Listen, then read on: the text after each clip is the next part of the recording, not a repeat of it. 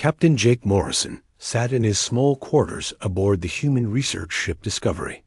The metal walls around him felt cold and empty. 3 months had passed since humanity walked away from the Galactic Council. 3 months since everything changed. Jake held a data pad in his hands. On the screen was the final message that ended 50 years of human membership in the galactic community. He had watched it 100 times, but still pressed play again. The recording showed the great council chamber on Nexus Prime. Massive stone pillars reached toward a dome ceiling, painted with stars from 1,000 worlds. Representatives from 847 different species filled the curved rows of seats. At the center podium stood Ambassador Lisa Carter. Lisa looked small next to the towering Zephyrian delegates with their blue scales and proud crests. She appeared fragile compared to the heavily armored Krogan warriors. The floating Veltar energy beings made her seem almost primitive in her simple black uniform, but her voice carried clearly through the chamber when she spoke. Honored delegates, I stand before you today to deliver humanity's final message to this council. The Zephyrian Emperor Zolthek leaned forward in his golden throne. His yellow eyes gleamed with amusement. The Krogan War Chief Graxinar let out a low growl that might have been laughter. Even the Veltar Prime flickered with what Jake knew was their version of entertainment. For 50 years, Lisa continued, humanity has served this council faithfully. We offered our science, our art, our friendship. We asked only to be treated as equals among the stars. A Zephyrian delegate made a clicking sound with his tongue. Others joined in. It was their way of showing contempt. Lisa's jaw tightened, but she kept speaking.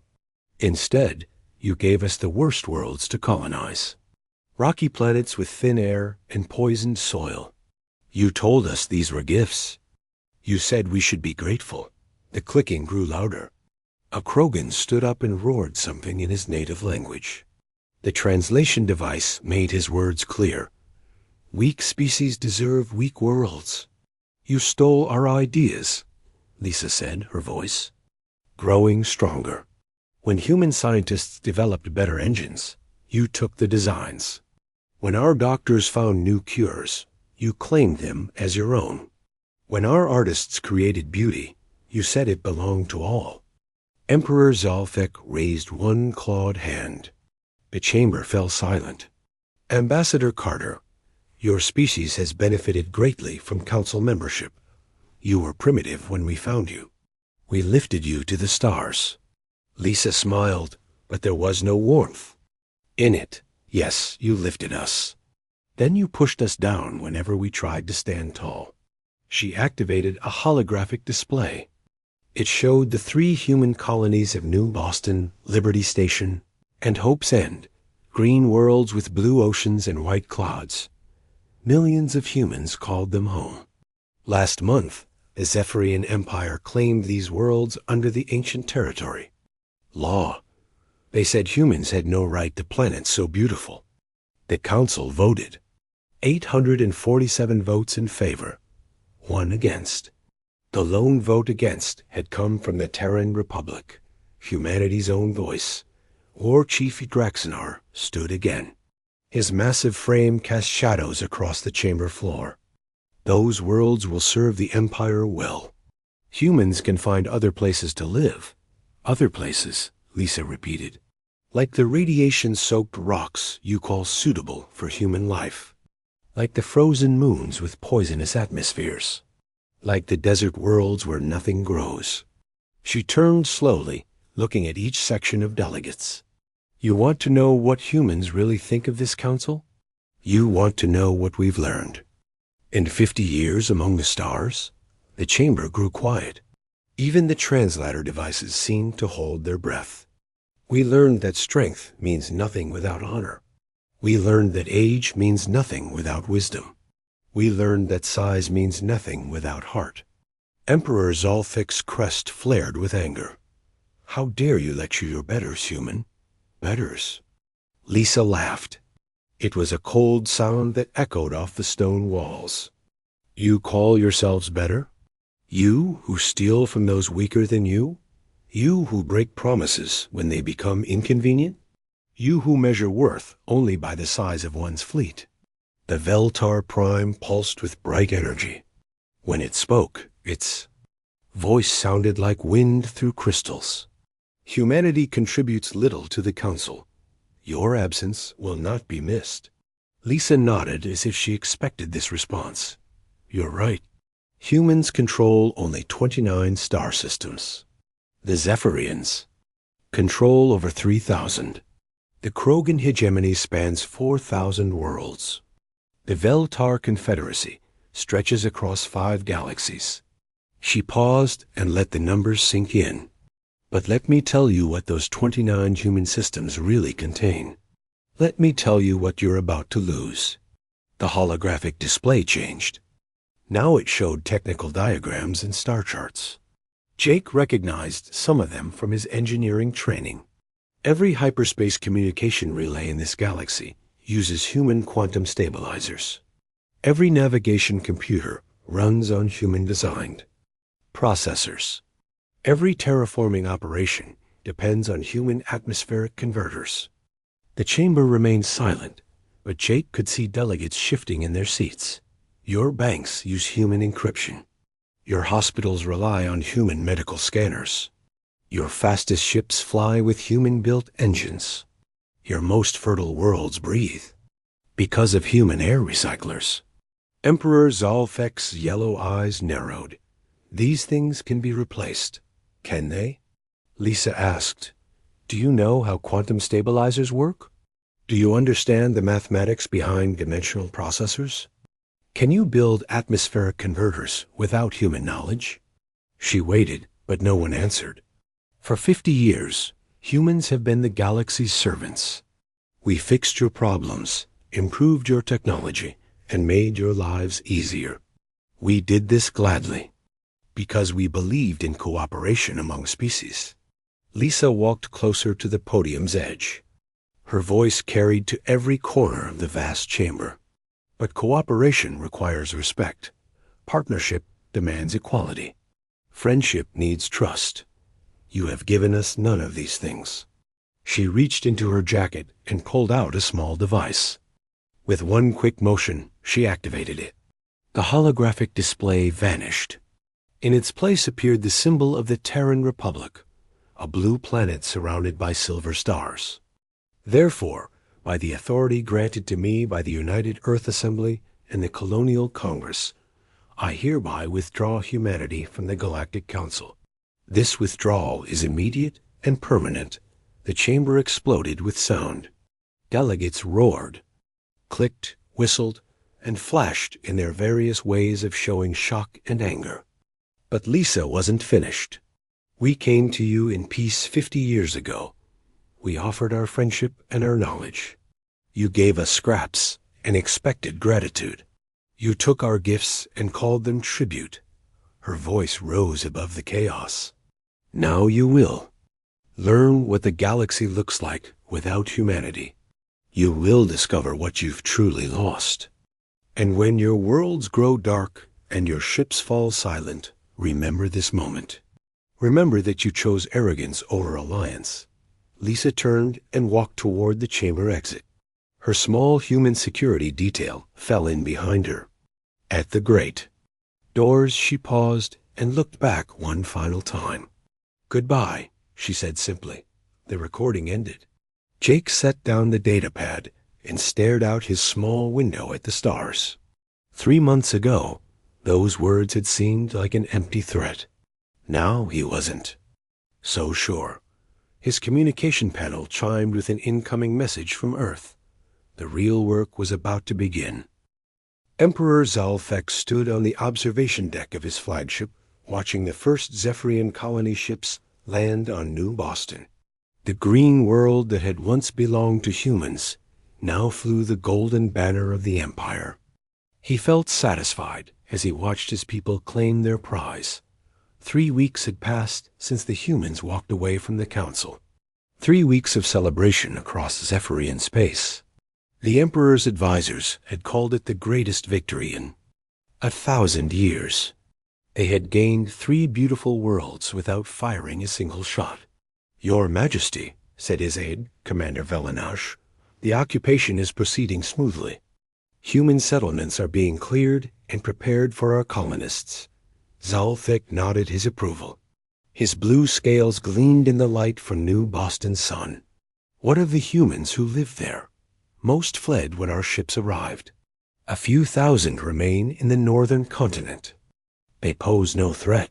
The Emperor felt pleased with himself. He had always known humans were weak. Their dramatic exit from the Council had been nothing more than hurt feelings. Now they would learn their place as a minor species on the galaxies. Edge. His satisfaction lasted exactly 6 more hours. The first sign of trouble came from the communications center. Chief Operator Nick Stahl rushed onto the bridge with panic in his yellow eyes. "Emperor, we're losing contact with the outer colonies. The hyperspace communication network is experiencing massive delays." Zalthik frowned. "Equipment failure?" "Unknown." "Your Majesty, the delays are spreading through the network like a disease. Messages that should take minutes are taking hours." The Emperor dismissed this as a minor technical problem. Surely his engineers could fix whatever was broken. But over the next few days, the problem grew worse. Communications between star systems became unreliable. Trade ships reported navigation errors. Some vessels went completely silent for days. Before reappearing off course and confused. Dr. Amy Foster sat in her laboratory on the Veltar homeworld of Nexus Prime, trying to understand what was happening. As chief engineer of the Veltar Science Division, she had access to the most advanced technology in the galaxy. Yet she found herself staring at problems that made no sense. The quantum internet that connected thousands of worlds was failing in random patterns. Banking systems experienced mysterious glitches. Even simple data transfers between planets were taking 10 times longer than normal.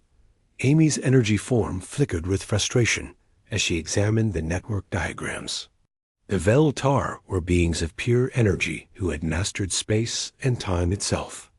They had built the galactic communication system over thousands of years. It should have been perfect, but something was wrong. Deep in the quantum substrate that held the network together, critical components were behaving strangely. The quantum stabilizers that maintained dimensional coherence were drifting out of alignment. The processing cores that handled data routing were developing errors. Amy called up the technical specifications for these components. What she found made her energy form dim with worry. Nearly every critical piece of infrastructure had been designed or improved by human engineers over the past 50 years. The quantum stabilizers were human inventions. The processing cores used human algorithms. The error correction protocols were based on human mathematics. Even the security systems relied on human-designed encryption. Amy had never thought about it before. Humans had always been helpful when asked to solve technical problems. They seemed to enjoy finding elegant solutions to complex challenges. The Veltar had simply accepted their contributions without examining them too closely. Now she realized how dependent the galaxy had become on human innovation. But surely the humans wouldn't sabotage the network. That would hurt them too, since they relied on galactic communications to reach their own colonies. Amy tried to contact the human technical teams who had worked on these systems.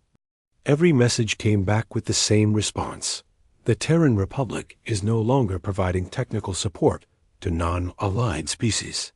Meanwhile, on the frontier world of Kepler 442b, human colonist Ben Parker was having the best day of his life. He stood on the landing platform of New Denver Spaceport, watching 3 Zephyrian trade ships request permission to land. Ben smiled as he activated his communication system. "Zephyrian vessels, this is New Denver Traffic Control. State your business." The reply came quickly. "This is Captain Mordick of the trade vessel Golden Wing. We request permission to establish commercial relations with your colony. Ben's smile grew wider. 6 months ago, these same Zephyrians had told human traders that their goods were unwelcome in Imperial space. They had called human products inferior and human merchants unwanted. Permission granted, Captain. Please land on Platform 7. The 3 ships settled onto the landing pads with graceful precision. Ben watched a full diplomatic party emerge from the lead vessel. Captain Mordek himself led the group, his blue scales polished to perfection, and his ceremonial armor gleaming. Ben met them at the platform, wearing simple work clothes and a friendly expression. He could see the surprise in their yellow eyes. As they looked around the spaceport, where they expected to find a primitive colonial outpost, they saw gleaming towers powered by fusion reactors that shouldn't exist. Energy shields flickered in the air above the city, protection against meteor strikes that was decades ahead of Council technology. Atmospheric processors hummed quietly, maintaining perfect air quality with efficiency the Zephyrians had never seen. "Welcome to New Denver," Ben said cheerfully. "I'm Ben Parker, Colony Administrator. How can we help you?" Captain Mordek struggled to hide his amazement. "Administrator Parker, we come seeking trade agreements. Our empire has much to offer your people." Ben nodded politely. "I'm sure you do. What exactly did you have in mind?" "We can provide advanced technology in exchange for your raw materials. Hyperspace communicators, quantum computers, atmospheric processors." "That's very kind," Ben replied, "but we already have all those things.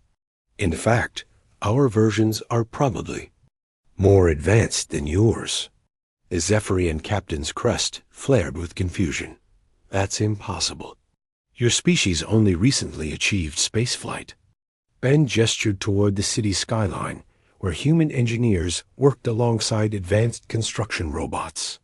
"Captain, we've been traveling the stars for over a century. We've been part of the galactic community for 50 years. Did you think we were sleeping all that time?" He led the delegation toward a transport platform that lifted them smoothly into the air. As they rose above the city, the Zephyrians could see the full scope of human achievement. Manufacturing centers produced goods with automated precision. Research facilities pushed the boundaries of known science. Defense installations protected it all with weapons that bent space and time. "How is this possible?" Captain Mordek whispered. Ben's friendly expression didn't change, but his voice carried a new edge. "We learned from the best teachers in the galaxy. We watched how you built your empire. We studied your technology and improved upon it. We prepared for the day when friendship might not be enough." The transport settled onto a platform near the city center. Ben led his guests into a conference room with windows overlooking New Denver's Central Plaza.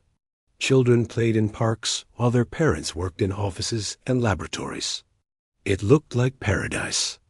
"Now then," Ben said as they sat around a polished table, "what exactly are you offering to trade?"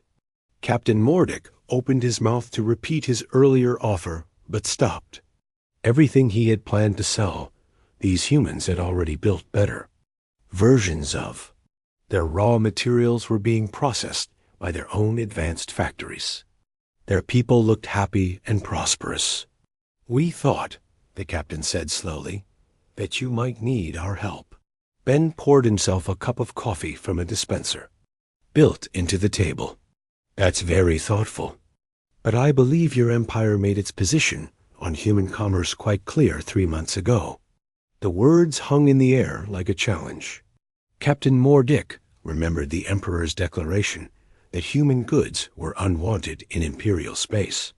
He remembered voting to support the seizure of human colonies. "Perhaps," the captain said carefully, "there has been a misunderstanding." Ben sipped his coffee and smiled. "No misunderstanding, Captain. Your people have been very clear about what you think of humanity. We're just responding in kind." The meeting ended an hour later, with the Zephyrians returning to their ships empty-handed. As they lifted off from New Denver, Captain Mordique looked down at the thriving human city and felt a cold fear growing in his chest. The galaxy was changing, and the Zephyrian Empire might not like what came next. Admiral Kate Sullivan stood on the bridge of the battleship Liberty, watching 3 alien fleets approach human space. 6 months had passed since humanity left the Galactic Council, and now the consequences were becoming clear. The galaxy was falling apart, and everyone wanted to blame the humans. Through the main view screen, Kate could see the massive Krogan War fleet first. 200 ships arranged in perfect battle formation, their black hulls bristling with weapons.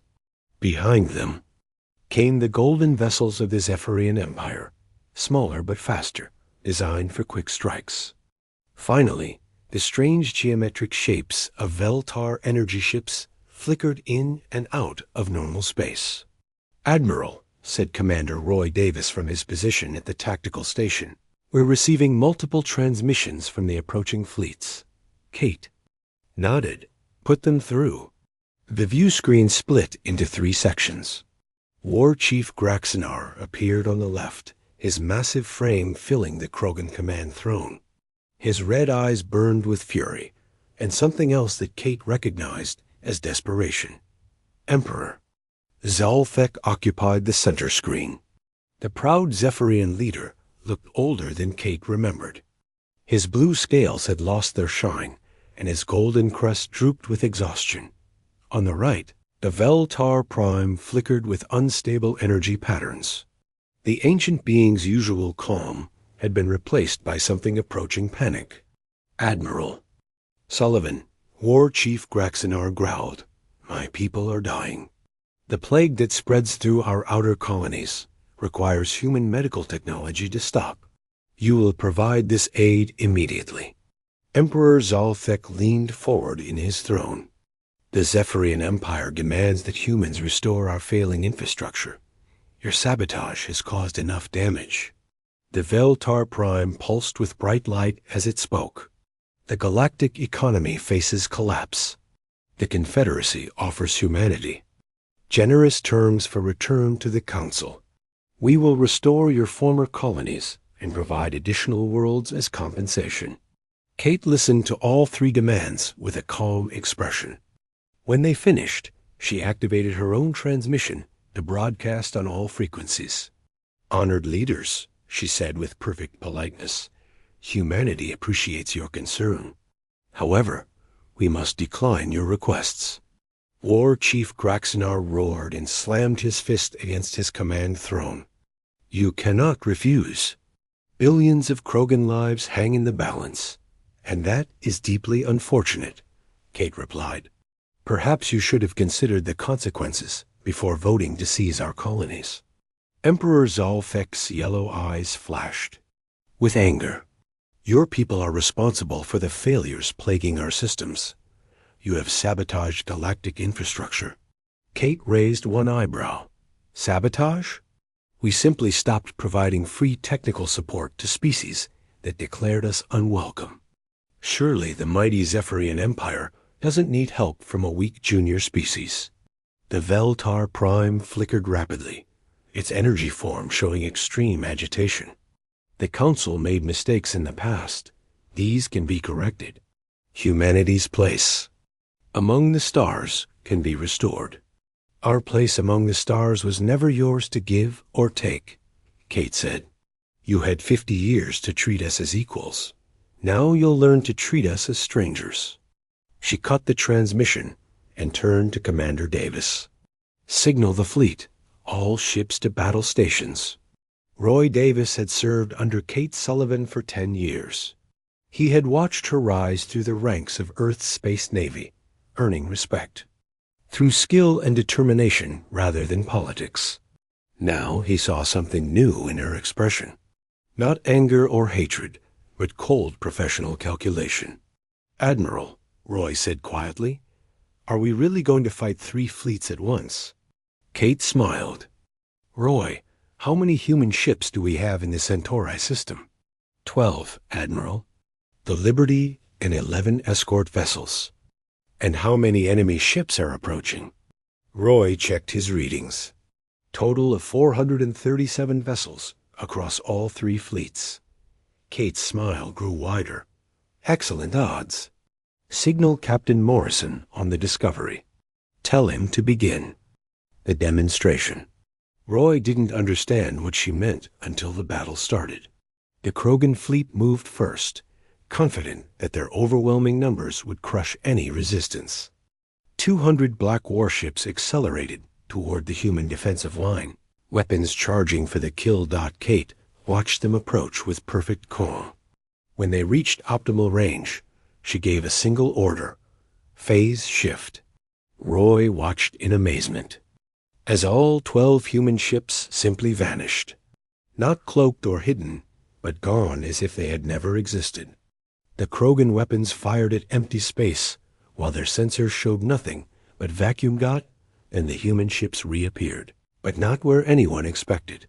They materialized inside the Krogan formation, having somehow passed through solid matter to reach perfect firing positions. The human weapons were unlike anything Roy had ever seen. Instead of energy beams or projectile rounds, they fired bursts of twisted space-time that made reality itself bend and warp. Krogan shields designed to stop the most powerful weapons simply collapsed as the fabric of space folded around them. War Chief Graxnar screamed orders at his fleet, but his ships couldn't target enemies that could phase in and out of normal. Reality at will. Human vessels appeared, fired devastating volleys, then vanished before return fire could reach them. In 15 minutes, the mighty Krogan war fleet was reduced to burning wreckage drifting through space. Only 12 ships remained intact, floating helplessly with dead engines and shattered weapons. Emperor Zalthek watched this destruction with growing horror. His golden fleet had been preparing to support the Krogan attack, but now he hesitated. How could his ships fight enemies that could walk through solid matter? All vessels retreat, he ordered. We cannot win this battle. But Kate Sullivan had other plans. Commander Davis, target the Zephyrian flagship, full power. The Liberty's main weapon charged with a sound like reality tearing apart. When it fired, the beam didn't just hit Emperor Zalthek's ship. It reached through dimensional barriers to strike the vessel from inside its own shields. The Emperor's flagship survived, but barely. Every system on the ship failed at once. Life support flickered. Artificial gravity fluctuated. The proud golden hull cracked like an eggshell. "This is Admiral Sullivan," Kate broadcast to the crippled Zephyrian fleet. "Your Emperor is alive, but helpless. Take him home and deliver this message. Humanity learned well during our time among you. We learned what you are capable of, and we prepared accordingly. The Veltar fleet didn't even try to fight. The energy beings had watched their allies destroyed with weapons that shouldn't exist, wielded by a species they had considered primitive. The Veltar Prime sent one final transmission before his fleet vanished into hyperspace. This is not over, Admiral Sullivan." Kate nodded to the empty space where the alien fleets had been. "No, it's not, but it will be soon." Roy Davis stared at the tactical display showing the battlefield littered with alien wreckage. "Admiral, how is any of this possible? These weapons, the phase-shifting technology, where did it all come from?" Kate turned to look at him with eyes that held secrets accumulated over decades. "Roy, did you really think we spent 50 years among the galaxy's greatest military powers without learning anything? We studied their weaknesses, analyzed their tactics, and prepared for the day when friendship wouldn't be enough." She gestured toward the main view screen, where human ships were already beginning rescue operations for alien survivors. "Every species. And the Council underestimated us. They saw us as useful servants, nothing more. They never imagined we might be taking notes." Roy felt a chill run down his spine as he realized the implications. How long have we been preparing for this? Kate's expression grew distant as she remembered classified briefings and secret development projects that had consumed decades of human effort. Since the day we joined the Council and realized what we were really dealing with, the Battle of Centauri was over, but the real war for humanity's future was just beginning. Across the galaxy, alien leaders would soon learn that the species they had dismissed as junior partners had become something far more dangerous. They had become equals, whether the galaxy wanted to accept it or not. President Carol Hayes stood at the podium in the United Earth Assembly Hall in Geneva, looking out at representatives from dozens of worlds. 1 year had passed since humanity left the Galactic Council, and the galaxy would never be the same again. Behind her, a massive holographic display showed the current state of galactic civilization. Red zones marked areas where governments had collapsed. Yellow regions indicated economic crisis. Green areas showed the growing influence of humanity's new allies. Fellow citizens of Earth and her colonies, Carol began, today marks a turning point in human history. For the first time in 50 years, we stand as true equals among the stars. The assembly hall erupted in applause. Carol waited for quiet before continuing. 1 year ago, the Galactic Council treated us as servants. They took our technology, claimed our discoveries, and seized our worlds. They believed we would always be grateful for their scraps. She gestured toward the holographic display. Today, that same council no longer exists. The Zephyrian Empire has fractured into 17 separate nations. The Veltar Confederacy faces revolution on half its worlds. The Krogan hegemony has retreated to its core systems, isolated and afraid. Caral activated a new section of the display, showing thriving worlds with blue oceans and green continents. Meanwhile, 17 species that the Council ignored have joined our new alliance. The Terran Commonwealth now spans over 200 star systems, and we are growing stronger every day.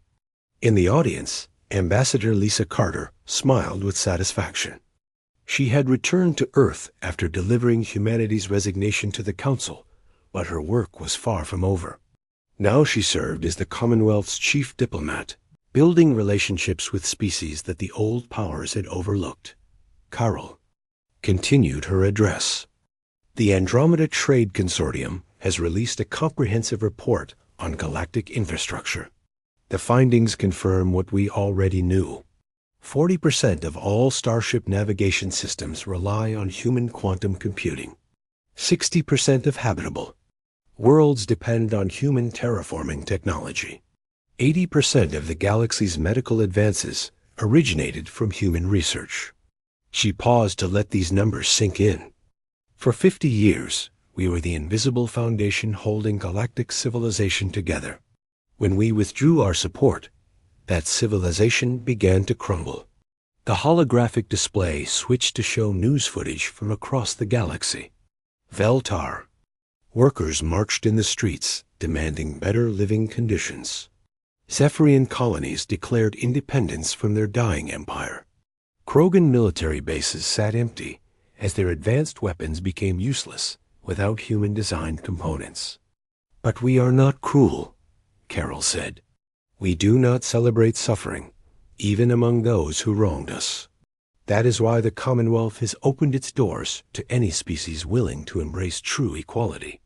She activated another display showing the dramatic transformation of former Council worlds that had joined the Commonwealth. Cities gleamed with clean energy. Hospitals treated patients with advanced human medicine.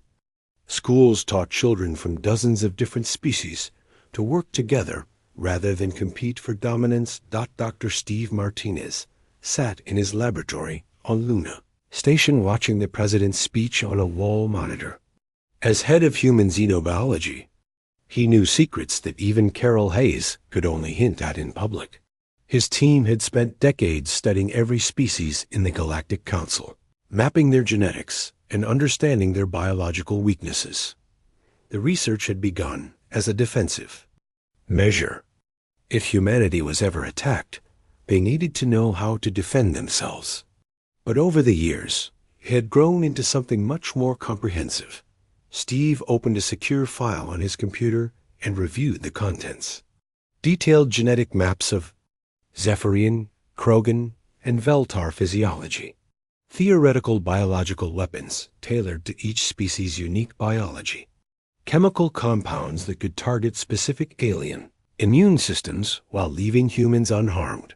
The weapons had never been built, much less used, but their existence served a purpose. 3 days ago, human ships had broadcast the complete genetic vulnerabilities of every Council species across all communication frequencies. The message was simple. Humanity could have destroyed them all, but chose mercy instead. Steve turned his attention back to President Hayes as she reached the climax of her speech. The old Galactic Council was built on hierarchy and domination.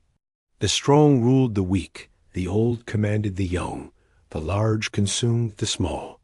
This system created nothing but resentment and fear. The holographic display now showed the Commonwealth's organizational structure. Instead of a pyramid with one species at the top, it resembled a web with connections flowing in all directions. Decisions were made by consensus rather than force. The Terran Commonwealth operates on different principles, Carol explained. We believe in cooperation over competition. We share knowledge freely with our allies. We judge species by their character, not their size or age. The display shifted to show Commonwealth worlds where former enemies now worked together. Zephyrian engineers collaborated with human scientists. Krogan warriors trained alongside Commonwealth defense forces. Even some Veltar had abandoned their failing confederacy to join the growing alliance. This is the future we offer to the galaxy, Carol said. Not domination, but partnership. Not exploitation, but mutual benefit. Not the rule of the strong over the weak, but the cooperation of equals. In the Zephyrian capital city of Zalfara, Emperor Zalthik watched the human president's speech from his damaged throne room. Half his empire had already declared independence. His remaining colonies demanded he negotiate with the Commonwealth for access to human technology and medicine. The Emperor's golden crest had lost its luster. His blue scales looked dull and faded.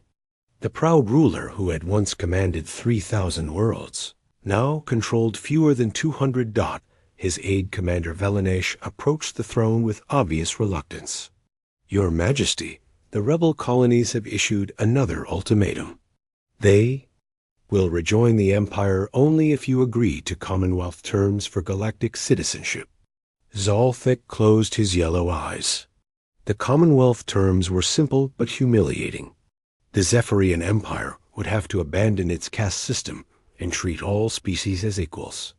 They would have to return stolen technology and pay reparations for past crimes.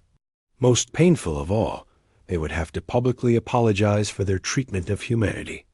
What choice do we have? The Emperor asked quietly. Commander Velenesh had no answer. The Empire's military was broken. Their economy was collapsing. Their people were abandoning them for the prosperity offered by Commonwealth membership. President Hayes concluded her speech with words that would echo across the galaxy. To those who still cling to the old ways, who believe that might makes right and age grants wisdom, we say this: the universe has changed. You can change with it, or you can fade into history. She gestured toward the assembly hall filled with representatives from dozens of species working together in harmony. The choice is yours, but choose quickly. The Commonwealth grows stronger every day, and we will not wait forever for you to join us. As the president left the podium to thunderous applause, similar scenes were playing out across Commonwealth space. Former council species were abandoning their old governments in massive numbers. They had seen what equality and cooperation could accomplish, and they wanted to be part of it. War Chief Graxnar sat alone in his command bunker on the Krogan homeworld, staring at reports from across his former territory. 3/4 of Krogan colonies had already applied for Commonwealth membership. His proud warrior culture was being abandoned by its own people in favor of the peace and prosperity that humans offered. The Veltar Prime flickered weakly in its energy chamber, watching the last of its confederacy dissolve. The ancient being had ruled for thousands of years, but it could not compete with humanity's vision of a better future. Across the galaxy, the old order was dying. In its place, something new was being born. The Terran Commonwealth represented more than just human ambition. It was proof that cooperation could triumph over domination, that wisdom mattered more than age, and that the future belonged to those who chose unity over division. The galaxy was learning a hard lesson. The quiet species they had dismissed as servants had been holding their civilization together all along. Now humanity was building something better, and the universe was rushing to join them. Admiral Jake Morrison stood on the observation deck of the Commonwealth flagship Enterprise, watching the busy traffic around Vega Station. 2 years had passed since humanity quit the Galactic Council, and the galaxy looked completely different. Now, ships from dozens of different species moved through the space lanes around the massive station. Zephyrian traders worked alongside human merchants. Krogan engineers collaborated with Veltar scientists. Former enemies had become partners in the growing Terran Commonwealth. Jake smiled as he watched a group of children from 6 different species playing together in the station's central park. Their parents chatted nearby, sharing stories and comparing cultures. This was what the galaxy could be when cooperation replaced domination. His aide commander Sarah Blake approached with a datapad in her hands. "Admiral, we are receiving a transmission from the Galactic Reconciliation Assembly. They're requesting permission to send a diplomatic mission to Commonwealth space." Jake nodded. The Galactic Reconciliation Assembly was what remained of the old council. After the Zephyrian Empire collapsed and the Veltar Confederacy dissolved, the surviving governments had formed a new organization. They claimed to have learned from their mistakes, but Jake remained skeptical. "What do they want this time?" he asked. Sarah consulted her datapad. "They're offering a formal apology for past treatment of humanity. They want to discuss readmission to the galactic community under Commonwealth terms." Jake considered this carefully. 3 separate missions had already come from the remnants of the old council. Each time, the alien leaders had promised change, while clinging to their old ways of thinking. They still didn't understand that the galaxy had moved beyond their outdated system. "Tell them they can send their representatives," Jake said, "but make it clear that this is their final chance. The Commonwealth won't waste more time on empty promises." Ambassador Lisa Carter received the alien delegation in the main conference room of New Geneva Station. The space was designed to accommodate representatives from many different species, with adjustable gravity, atmosphere, and lighting. The delegation included former Emperor Zalthik, who had been stripped of his title when the Zephyrian Empire finally collapsed. Beside him sat War Chief Graxnar, representing the few Krogan worlds that still refused Commonwealth membership. The Veltar Prime flickered weakly, its energy form barely stable after losing most of its territory. Lisa looked at the 3 beings, who had once commanded thousands of worlds between them. Now they controlled maybe 50 systems total, and even those were rapidly abandoning them for Commonwealth membership. "Honored delegates," Lisa began, "thank you for coming. What brings you to Commonwealth space?" Former Emperor Zalfek spoke. First, his once proud crest had been clipped short as a sign of humility, and his blue scales looked dull with age and stress. "Ambassador Carter, we come to offer our sincere apologies for past wrongs. The old council made terrible mistakes in its treatment of humanity." War Chief Graxnar growled his agreement. A massive Krogan warrior looked smaller somehow, diminished by the loss of his military power. "My people behaved dishonorably. We allowed arrogance to blind us to human worth. The Veltar Prime pulsed with dim light as it added its own statement. The Confederacy acknowledges the wisdom of Commonwealth principles. We were wrong to dismiss human contributions to galactic civilization. Lisa listened to their words with a neutral expression. She had heard similar apologies before, but always with conditions attached. The aliens wanted forgiveness, but they still expected to maintain their special status as elder species. Your apologies are noted, Lisa said carefully. But words alone cannot repair the damage done. What concrete changes are you prepared to make? Zolfek shifted uncomfortably in his seat. We propose the formation of a new galactic government, with representation based on population rather than military strength. All species would have equal voting rights. We would abandon our caste systems, Graxinar added reluctantly. Krogan society would be restructured to treat all beings as equals, regardless of species or birth. The Veltar Prime flickered rapidly. As it spoke, the Confederacy would share all advanced technology freely with Commonwealth members. Our knowledge of energy manipulation and dimensional physics would benefit all. Lisa considered their proposals. On the surface, they sounded like exactly what the Commonwealth had been demanding. But she had learned to look deeper when dealing with former Council species. These are significant offers, she admitted. But how do we know they represent genuine change rather than desperate attempts to regain power? The question hung in the air like a challenge. Zolfek exchanged glances with his fellow delegates before answering. Because we have no power left to regain, he said quietly. Our empires are gone. Our people have abandoned us for the prosperity you offer. We come not as conquerors seeking to reclaim lost territory, but as survivors hoping for a place in the future you are building. Lisa felt a moment of sympathy for these fallen leaders. They had once commanded star-spanning civilizations, but their arrogance had destroyed everything they built. Now they were refugees from their own failed policies. The Commonwealth was founded on principles of equality and cooperation, Lisa said. If you truly embrace these values, there may be a place for your people among us. But it would mean giving up any claim to special status. War Chief Graxinar slammed his fist on the table, but not in anger. It was a gesture of finality, of acceptance. The old ways brought nothing but conflict and suffering. If equality brings peace and prosperity, then equality we shall embrace. The Veltar Prime brightened slightly as it added, Our species have much to learn from humanity's example.